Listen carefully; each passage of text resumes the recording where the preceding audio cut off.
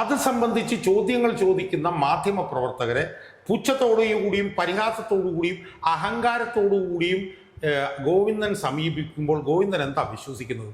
എന്താ ഗോവിന്ദൻ പ്രതീക്ഷിക്കുന്നത്? ഗോവിന്ദൻ്റെ ഈ അഹങ്കാരവും ഈ അസഹിഷ്ണുതയും ഈ അർമാദവും എല്ലാം ജനങ്ങൾക്ക് തൊണ്ടാതെ വിഴുങ്ങുമെന്നും ശബരിമല വിഷയത്തിൽ പ്രതിസ്ഥാനത്ത് നിൽക്കുന്നത് CPM അല്ല എന്ന് ജനങ്ങൾ വിശ്വസിക്കും എന്നാണോ ഗോവിന്ദൻ വിശ്വസിക്കുന്നത്? അത് പാർട്ടി ഈ കുടുംബത്തിൻ്റെ തീരുമാനത്തിനോടൊപ്പം നിൽക്കും എന്ന് പറയുന്നു. കുടുംബത്തിൽ നിന്ന് ഒരുത്തം വന്നിട്ട് പറയുന്നു ഞങ്ങൾ പാർട്ടിയോടൊപ്പം നിൽക്കും എന്ന് പറയുന്നു. അപ്പം ഞങ്ങൾ എന്താണ് വിശ്വസിക്കേണ്ടത്? പാർട്ടി ദേശീയ സെക്രട്ടറി പറയുന്നു PSC ജീവിച്ചിരുന്നെങ്കിൽ മേടിക്കില്ലായിരുന്നു. അവിടെയും ഇയാളുടെ ഈ ഒരു വൃത്തികെട്ട അഴകുഴമ്പൻ സമീപനമല്ലേ അവിടെ പുറത്തു വരുന്നത്. നമസ്കാരം. കണ്ണൂരിൽ വി കുഞ്ഞികൃഷ്ണന്റെ വെളിപ്പെടുത്തലോടുകൂടി പാർട്ടിയുടെ അടിത്തറ പാർട്ടിയുടെ കോട്ടയായ കണ്ണൂരിൽ പോലും തകർന്നടിയുന്ന ഒരു കാഴ്ചയാണ് കാണുന്നത്. അതിൻ്റെ പ്രതിഫലനമാണ് പാർട്ടി സെക്രട്ടറി MV ഗോവിന്ദൻ ഉൾപ്പെടെയുള്ളവരുടെ പരസ്പര ബന്ധമില്ലാത്ത ജൽപ്പനങ്ങളും പൊട്ടിത്തെറികളുമൊക്കെ. പാർട്ടിക്ക് ഇനിയൊരു ഉയർത്തെഴുന്നേൽപ്പില്ല എന്നുള്ളതിൻ്റെ ആ യാഥാർത്ഥ്യം ഉൾക്കൊള്ളാൻ കഴിയാത്തത് കൊണ്ടാണോ മുമ്പൊരിക്കലും കണ്ടിട്ടില്ലാത്ത രീതിയിൽ പാർട്ടി സെക്രട്ടറി പോലും ഇത്തരത്തിൽ പൊട്ടിത്തെറിക്കുന്നത്? ഈ MV ഗോവിന്ദൻ എന്ന് പറഞ്ഞ കഥാപാത്രം CPM-ന്റെ സംസ്ഥാന സെക്രട്ടറി ആകുന്ന സമയത്ത് എന്തൊക്കെയോ ദിവാസ്വപ്നങ്ങൾ അല്ലെങ്കിൽ എന്തൊക്കെയോ പൊട്ടപ്രതീക്ഷകൾ ഈ കേരളത്തിലെ പാർട്ടി അണികളുടെ ഇടയിൽ ഉണ്ടായിരുന്നു. വലിയ അറിവുള്ള എന്തോ താത്വികാചാര്യനായിട്ടുള്ള എന്തോ ഒരാൾ ഈ പാർട്ടിയുടെ സംസ്ഥാന സെക്രട്ടറിയായി വരുന്നു എന്നൊക്കെ പറഞ്ഞിട്ട് ആ നിലയിലുള്ള ചില മാധ്യമ മേഖലയിലെ മാധ്യമ രംഗത്തെ ചില പ്രചാരണങ്ങളൊക്കെ നമ്മൾ കണ്ടു. നമുക്കറിയാമല്ലോ, കോടിയേരി ബാലകൃഷ്ണൻ രോഗബാധിതനായി കിടന്ന സമയത്താണ് എന്നാണ് എൻ്റെ ഓർമ്മ, താൽക്കാലികമായി ഇയാളെ പാർട്ടി സംസ്ഥാന സെക്രട്ടറിയാക്കി വെച്ചു. അതിനുശേഷം ഒന്നാമത്തെ രണ്ട് സമ്മേളനത്തിലാണെന്ന് തോന്നുന്നു ഇപ്പോൾ അയാളെ തിരഞ്ഞെടുത്തിട്ടുള്ളത്. ഇപ്പോൾ ഏറ്റവും അവസാനത്തെ ഇപ്പോൾ മധുര സമ്മേളനത്തിലാണ് അയാളെ തിരഞ്ഞെടുത്തത്. പാർട്ടി സംസ്ഥാന സെക്രട്ടറിയായി അദ്ദേഹം സ്ഥാനമേറ്റെടുത്തു. Polit bureau മെമ്പറായി. ആ സമയത്ത് തന്നെ നമ്മൾ മനസ്സിലാക്കേണ്ട അയാളെക്കാൾ വളരെ സീനിയർ ആയിട്ടുള്ള ആളായിരുന്നു EP ജയരാജൻ. ഏതാണ്ട് 2006 മുതൽ പാർട്ടിയുടെ കേന്ദ്ര കമ്മിറ്റിയിൽ അംഗമായിരുന്ന ആളാണ് EP ജയരാജൻ. എന്നാൽ MV ഗോവിന്ദൻ എന്ന് പറയുന്ന ഇയാൾ 2016-ലോ 2017-ലോ മറ്റാണ് സെൻട്രൽ കമ്മിറ്റിയിലേക്ക് തന്നെ വരുന്നത്. അപ്പം ഇയാൾക്കൊരു ഡബിൾ പ്രൊമോഷൻ കിട്ടിയ പോലെയാണ് ഇയാൾ പാർട്ടി സംസ്ഥാന സെക്രട്ടറിയായി വന്നത്. ഇപ്പം MLA-യുമാണ്. നമ്മൾ ഇയാളുടെ ഒരു പാർട്ടി സെക്രട്ടറി എന്നുള്ളൊരു നിലയിലുള്ളൊരു പ്രതികരണം, ഒരു പെർഫോമൻസ്, അയാളുടെ ഒരു പ്രകടനം എങ്ങനെയായിരുന്നു എന്ന് നമ്മൾ വളരെ നിഷ്പക്ഷമായിട്ട് ഒന്ന് പരിശോധിച്ച് നോക്കി. 2-3 വർഷമായിട്ട് ഇയാളിപ്പോൾ ഇരിക്കുകയാണല്ലോ. അതിദയനീയമായിരുന്നു ഇയാളുടെ പ്രകടനം എന്നതിന് എന്താണ് സംശയം എന്നാണ് എനിക്ക് ചോദിക്കാറുള്ളത്. പക്ഷെ മുമ്പ് കാര്യം ഇങ്ങനെയൊക്കെ ആയിരുന്നെങ്കിലും അദ്ദേഹം ഒരു ശാന്ത സ്വഭാവിയായിരുന്നു. പക്ഷെ ഇപ്പോഴെന്താണ് ഈ അടുത്ത കാലത്തെ അദ്ദേഹത്തിന്റെ ഞാനതിലേക്ക് വരും. അതിനു മുമ്പ് നമ്മൾ പല അഭിമുഖങ്ങളിലും പറഞ്ഞതുപോലെ ഇത്ര നിലവാരം കുറഞ്ഞ, എന്താണ് അയാളെക്കുറിച്ച് പറയേണ്ടതെന്ന് എനിക്കറിയില്ല. ഒരു പിണറായി പോലും അയാളെക്കാൾ ഭേദമാണെന്ന് ചിലപ്പോൾ പറയേണ്ടി വരും എന്ന് എനിക്ക് സൂചിപ്പിക്കാനുള്ളത്. അതുപോലൊരു പാർട്ടി സംസ്ഥാന സെക്രട്ടറി CPM-ൽ ഇതുവരെ ഉണ്ടായിട്ടില്ല. വേറെ നമ്മളിപ്പം നയനാരെ VS അവരുമായിട്ടൊന്നും താരതമ്യം ചെയ്യാൻ പോലും നമുക്ക് ഇയാളെ കഴിയില്ല. ഓരോ വിഷയങ്ങളിലുള്ള ഇയാളുടെ സമീപനങ്ങൾ, കാര്യങ്ങൾ, അതൊക്കെ ഉണ്ടാകുന്നു. ഞാൻ ഓരോന്നായിട്ടൊന്നും ഞാൻ എടുക്കുന്നില്ല. ഇപ്പം ഈ പറഞ്ഞതുപോലെ ഇപ്പം കുറഞ്ഞ് 2-3-4 ആഴ്ചക്കാലമായുള്ള അല്ലെങ്കിൽ 1-1.5 മാസക്കാലമായുള്ള പാർട്ടി സെക്രട്ടറി എന്നുള്ള നിലയിലുള്ള അയാളുടെ പ്രതികരണങ്ങൾ, അയാളുടെ മാധ്യമ പ്രവർത്തകരോടുള്ള പ്രതികരണങ്ങൾ നമ്മൾ ഒന്നെടുത്തൊന്ന് പരിശോധിച്ച് നോക്കി. അയാളൊരു സമചിത്തതയോടുകൂടി അയാൾ പെരുമാറുന്നത് കഴിഞ്ഞ 1-2 മാസക്കാലമായി നമുക്ക് കാണാൻ കഴിഞ്ഞിട്ടുണ്ടോ? ഒരു പാർട്ടി എന്ന് പറയുമ്പോൾ ആ പാർട്ടിക്ക് നല്ല കാലം വരും, ആ പാർട്ടിക്ക് മോശക്കാലം വരും, ആ പാർട്ടി പ്രതിസന്ധിയെ നേരിടും, ആ പാർട്ടി ചിലപ്പോൾ തെരഞ്ഞെടുപ്പിന് ജയിക്കും, ചിലപ്പോൾ തെരഞ്ഞെടുപ്പിന് തോൽക്കും. ഇങ്ങനെയൊക്കെ ഉണ്ടാകും. പാർട്ടികളെ സംബന്ധിച്ചുള്ള കയറ്റിറക്കങ്ങൾ രാഷ്ട്രീയത്തിൽ സ്വാഭാവികം. അപ്പം ആ പാർട്ടി ജനങ്ങളുമായിട്ട് ഉള്ള നാഭി-നാള ബന്ധം നിലനിർത്തുന്നത് ആ പാർട്ടിയുടെ സംസ്ഥാന സെക്രട്ടറിയുടെ മാധ്യമങ്ങളോടുള്ള പ്രതികരണത്തിലൂടെയാണ് പ്രധാനമായും. കാരണം ഒരു പാർട്ടി ആ പാർട്ടിയുടെ നിലപാടുകൾ എന്താണെന്ന് നിരന്തരമായി ജനങ്ങളെ അറിയിക്കുന്നത് മാധ്യമങ്ങൾ വഴിയിട്ടാണ്. അതെ. അവരുടെ പാർട്ടിയുടെ തീരുമാനങ്ങൾ, അവരുടെ പാർട്ടിയുടെ ഓരോ നിലയിലുള്ള അഭിപ്രായങ്ങൾ, നിലപാടുകൾ, അതെല്ലാം മാധ്യമങ്ങളിലൂടെയാണ് പാർട്ടികളുടെ നേതാക്കന്മാർ പറഞ്ഞുകൊണ്ടിരുന്നത്, ജനങ്ങളെ പൊതുസമൂഹത്തെ അറിയിച്ചുകൊണ്ടിരിക്കും. നമ്മളിപ്പോൾ ഒന്നെടുത്ത് പരിശോധിച്ച് നോക്കി. CPM-ൽ നിന്ന് പ്രധാനമായി മാധ്യമങ്ങളെ നിരന്തരമായി കണ്ടുകൊണ്ടിരിക്കുന്ന ആൾ CPM-ന്റെ സംസ്ഥാന സെക്രട്ടറി ഗോവിന്ദൻ. അതേസമയം പ്രതിപക്ഷത്ത് നിന്ന് ഒന്നിലധികം ആളുകൾ മാധ്യമങ്ങളെ കാണുന്നുണ്ട്. അപ്പോൾ അതിൽ നമ്മൾ പ്രാഥമികമായി നോക്കിയാൽ MV ഗോവിന്ദൻ്റെ പ്രതികരണങ്ങളുമായി നമുക്ക് പ്രതിപക്ഷത്തെ താരതമ്യം ചെയ്യാൻ കഴിയുന്നത് VD സതീശന്. അതെ.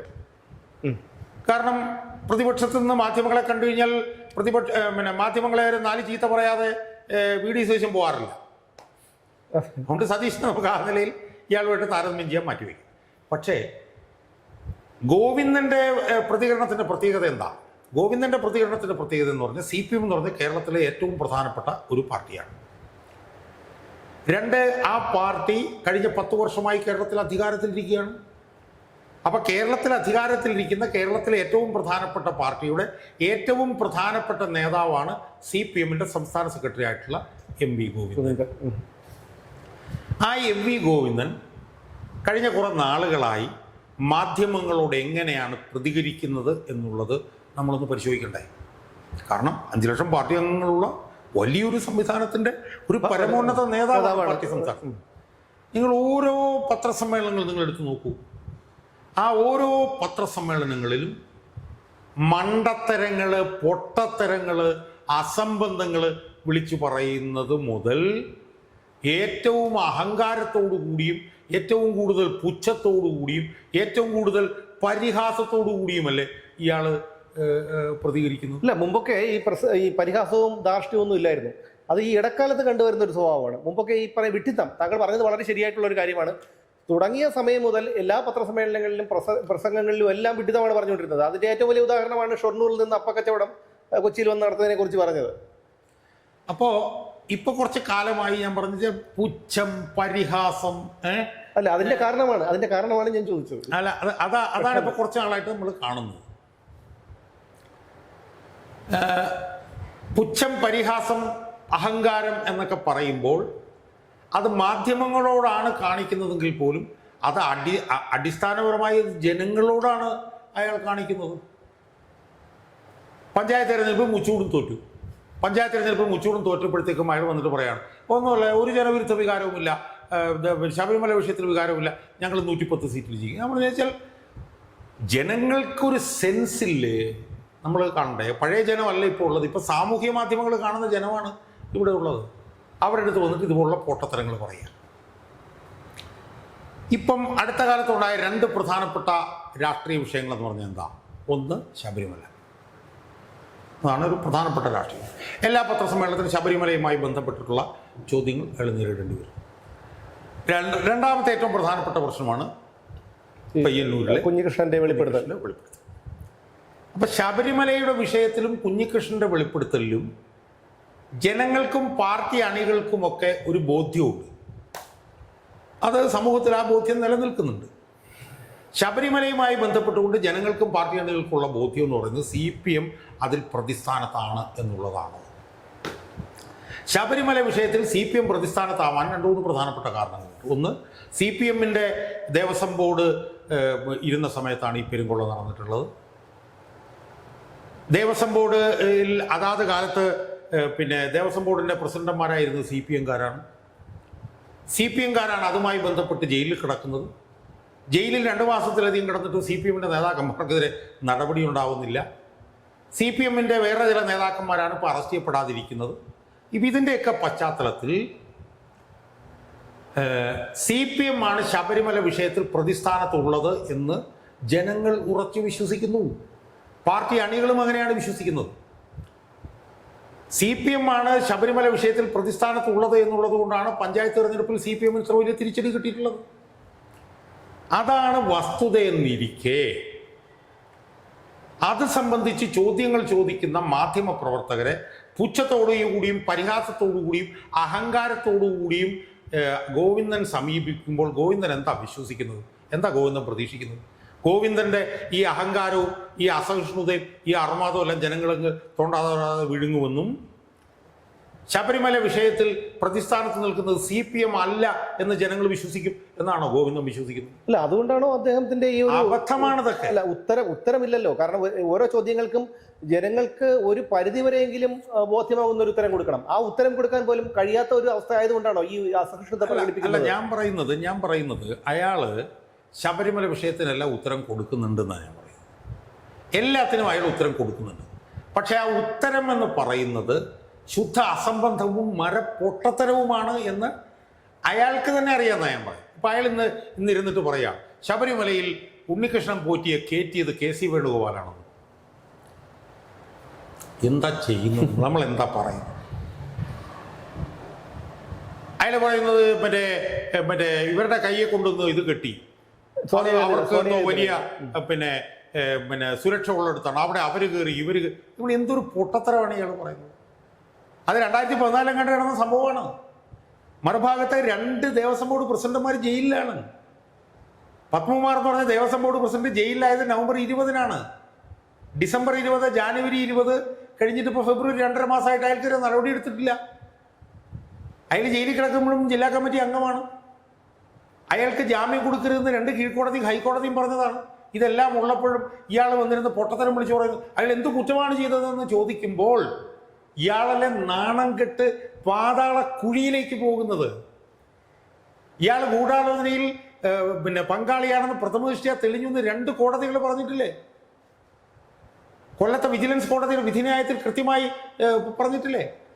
ബഹുമാനപ്പെട്ട ഹൈക്കോടതി ഇയാൾക്ക് ജാമ്യം കൊടുക്കാതിരിക്കാൻ പറഞ്ഞെന്താണ്? ജാമ്യം കൊടുത്ത പ്രതികളെ സാക്ഷികളെ സ്വാധീനിക്കുന്നല്ലോ. ഇതൊന്നും ഇയാൾക്ക് അറിയാമോ? അപ്പോൾ അതുകൊണ്ട് ഇയാൾ സത്യം പറഞ്ഞു കഴിഞ്ഞാൽ ഇയാളുടെ വിലയല്ല ശരിക്കും. ഇയാൾ ഈ പാർട്ടി CPM എന്ന് പറഞ്ഞ പാർട്ടിയുടെ വിലയാണ് ഇയാൾ ഇതുപോലുള്ള പൊട്ടത്തരങ്ങളും മണ്ടത്തരങ്ങളും വിളിച്ചു പറയുന്നതിലൂടെ അയാൾ ചെയ്യുന്നത് എന്ന് അയാൾക്ക് മനസ്സിലാവുന്നില്ലെങ്കിൽ അയാൾക്ക് അത്രയും ബോധവും നിലവാരവും ഉള്ളൂ എന്ന് നമ്മൾ മനസ്സിലാക്കുക. അല്ല, CPM എന്തായാലും ഒരു വില ഉണ്ടെന്ന് ഞാൻ കരുതുന്നില്ല.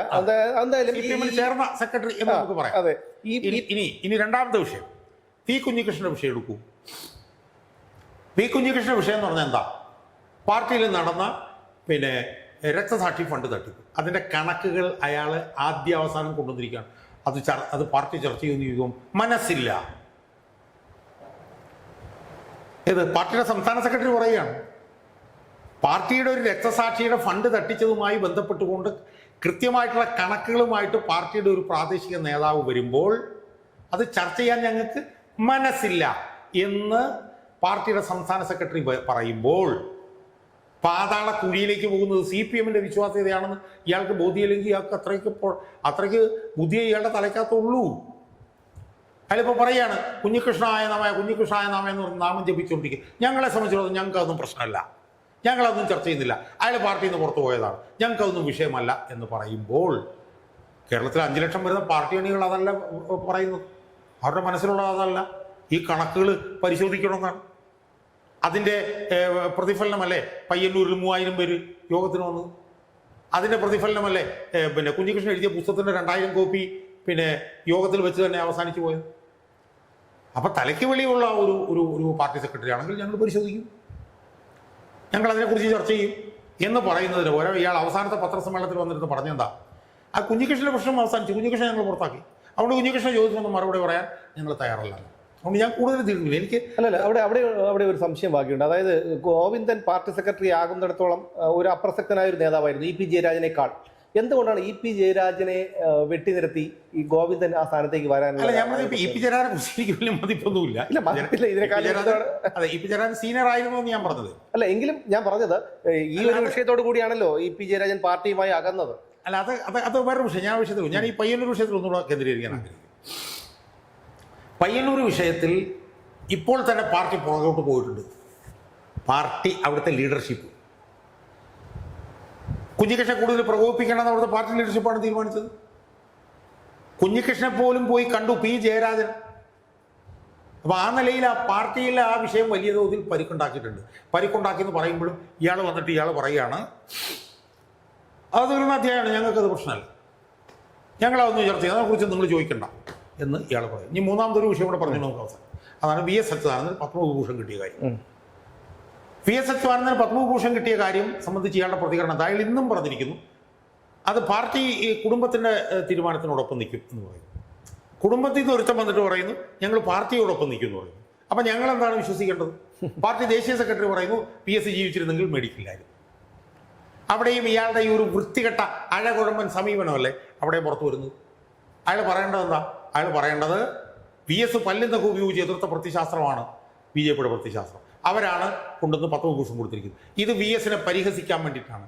PSന്റെ പേരിൽ 10 CPM-കാരുടെ വോട്ട് കിട്ടുമെന്നുള്ളത് കൊണ്ടാണ്. അതുകൊണ്ട് ഇത് കുടുംബം സ്വീകരിക്കില്ല എന്നാണ് ഞാൻ വിശ്വസിക്കുന്നത് എന്നാണ് അയാൾ പറയേണ്ടത്. അതാണ് ദേശീയ സെക്രട്ടറി പറഞ്ഞത്. ദേശീയ സെക്രട്ടറി പറഞ്ഞപ്പോഴും ഇപ്പോഴും ഇയാൾ ഈ കോയിന്തൻ വന്നിട്ട് പറയുകയാണ് പിന്നെ കുടുംബം തീരുമാനിക്കുമ്പോൾ ഞങ്ങൾ. അപ്പോൾ കുടുംബം പറയുന്നത് എന്താണ്? കുടുംബത്തെ ഒരു തന്നെ ഇരിപ്പുണ്ട് PS അച്യുതാനന്ദന്റെ മകൻ. അവൻ വന്നിട്ട് പറയുന്നത് എന്താണ്? പാർട്ടി തീരുമാനിക്കുന്നുള്ളൂ ഞങ്ങൾ നിൽക്കും. അപ്പോൾ അതിൻ്റെ അർത്ഥം എന്താണ്? അങ്ങോട്ട് തട്ടിക്കൊടുക്കുമ്പോൾ ഇങ്ങോട്ട് തട്ടിക്കൊടുക്കും. നമ്മുടെ ഇതാണ് ഇയാളുടെ നിലവാരം. ഇയാളുടെ നിലവാരം ഇതാണ്. ഇയാളുടെ പ്രത്യയശാസ്ത്ര ശുദ്ധി ഇതാണ്. ഇയാളുടെ സംഘടനാ പാഠവും ഇതാണ്. അപ്പം അതുകൊണ്ട് തീരാൻ പോകുന്ന CPM-ന് കിട്ടിയ ഈ മരപ്പട്ടിക്ക് കൂട്ട് എന്നൊക്കെ പറയല്ലേ എന്ന് പറഞ്ഞതുപോലെ തീരാൻ പോകുന്ന CPM-നെ പാതാളക്കുഴിയിലേക്ക് എടുത്തു വെക്കാൻ നിയോഗിക്കപ്പെട്ട ഒരാളാണ് പിന്നെ ഗോവിന്ദൻ. ഈ ഗോവിന്ദൻ്റെ പേര് നാളെ ചരിത്രം അടയാളപ്പെടുത്തും. എങ്ങനെയാണ് ഈ CPM പാതാളക്കുഴിയിലേക്ക് വീണ്ടും നശിച്ചപ്പോൾ ആ നാശത്തിന് കൂടുതൽ പങ്കുവഹിച്ച പാർട്ടി സെക്രട്ടറി ആയിരുന്നു ഗോവിന്ദൻ എന്ന് പറയും എന്നാണ് എനിക്ക് പറയാൻ. തീർച്ചയായിട്ടും ഈ വാദത്തോട് എനിക്കും യോജിപ്പുണ്ട്. ഈ പാർട്ടി സെക്രട്ടറിയായ MP ഗോവിന്ദൻ്റെ പല പ്രസ്താവനകളും പ്രസംഗങ്ങളും ഒക്കെ വളരെ പരിഹാസ്യപരമായിരുന്നു. അതൊക്കെ ട്രോളുകളായിട്ടൊക്കെ വന്നിട്ടുണ്ട്. പക്ഷെ അതൊന്നും തന്നെ ബാധിക്കുന്നില്ല എന്നുള്ളൊരു തരത്തിലേക്കാണ് അദ്ദേഹത്തിൻ്റെ ഒരു പെരുമാറ്റമൊക്കെ. പക്ഷേ ഇപ്പോൾ അദ്ദേഹം പതിവിൽ നിന്ന് വ്യത്യസ്തമായി ഒരു ധാർഷ്ട്യത്തിൻ്റെ രൂപത്തിലേക്ക് എത്തിയിരിക്കുന്നു. അത് ഉത്തരമില്ല, പല ചോദ്യങ്ങൾക്കും ഉത്തരമില്ല എന്നുള്ളതിൻ്റെ ഒരു സൂചന കൂടിയാണ്. എന്തായാലും CPM കേരളത്തിൽ തകർന്നടിഞ്ഞു കഴിഞ്ഞിരിക്കുന്നു എന്നുള്ളത് ഒരു യാഥാർത്ഥ്യം തന്നെയാണ്. അതിന് ഗോവിന്ദൻ വഹിച്ച പങ്ക് ചരിത്രത്തിൽ രേഖപ്പെടുത്തുകയും ചെയ്യും. വീണ്ടും കാണാം.